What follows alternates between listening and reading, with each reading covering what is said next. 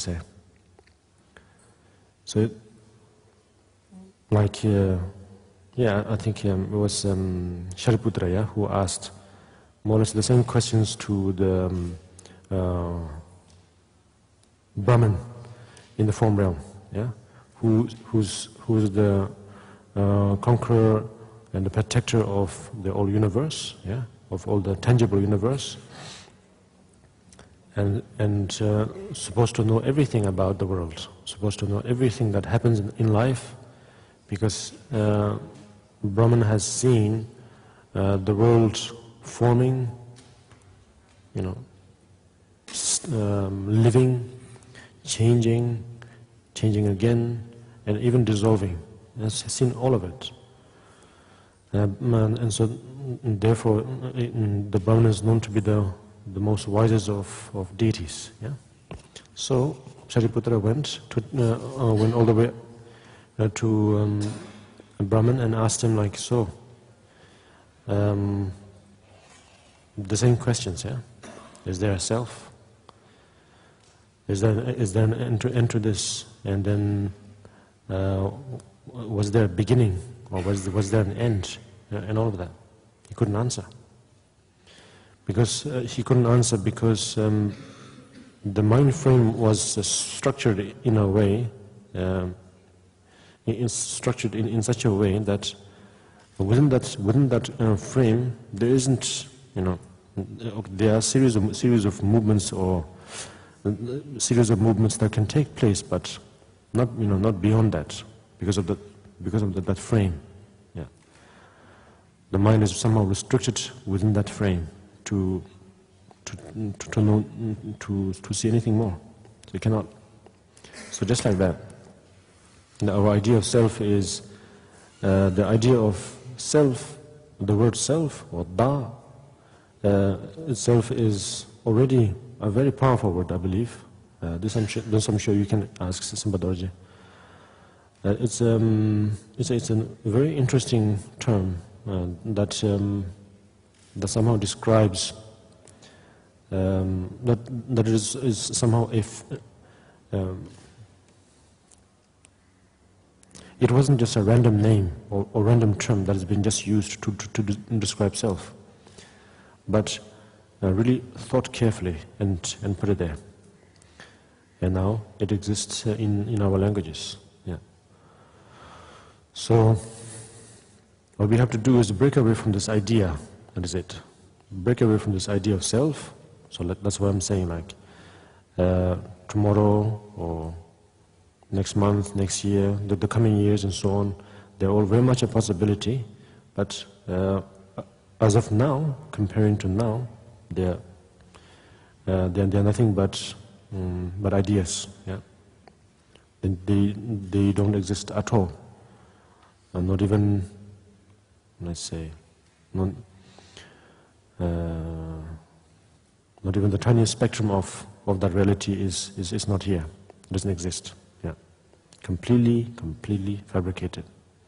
Just like that, all the past, everything that has happened in the past is all nothing but false, fabrication. It didn't exist. Yeah. So then we have both the understanding of that. Then the present is slowly eating by the becomes smaller and smaller and smaller. Yeah, the idea of present now, you know, becomes smaller. At first we thought now it's like we have the whole day, you know. But now it's becoming shorter and shorter and shorter, because we know that past doesn't exist, future doesn't exist, so therefore it becomes really short, to the extent that actually there's no present. Yeah. Of course, that's scary, huh? In some ways, yes. Then we might wonder, like, if that's the case, then what is the meaning of Buddha's and Bodhisattvas' activity in the past? What did they do? If they are all not real, if what they achieve is not real, then what are we doing? Yes? All these kind of thoughts can arise. No, but again we have to change the perspective. I think that's all it takes. And that is that to see that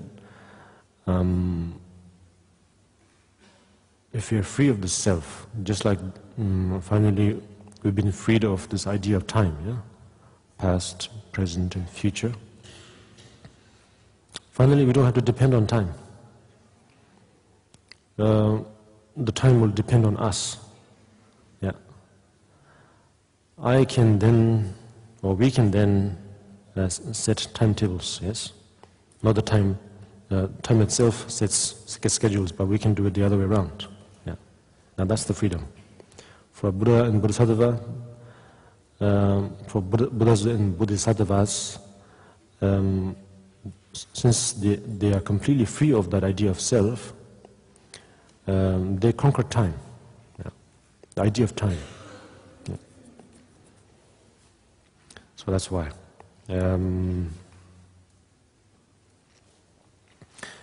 That's why we have to understand that the smallest thing, smallest phenomena that can occur, or the biggest phenomena that one can experience, all of them,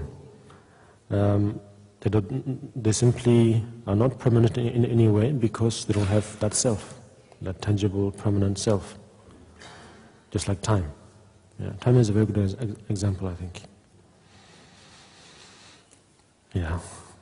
So, if we can put these precious knowledge that Buddha has imparted through his own realization, he had no teachers, yeah? He had to learn all of this by heart, by himself. It was the most difficult task ever. We have great luxury because we can depend on each other and then share, what do you think?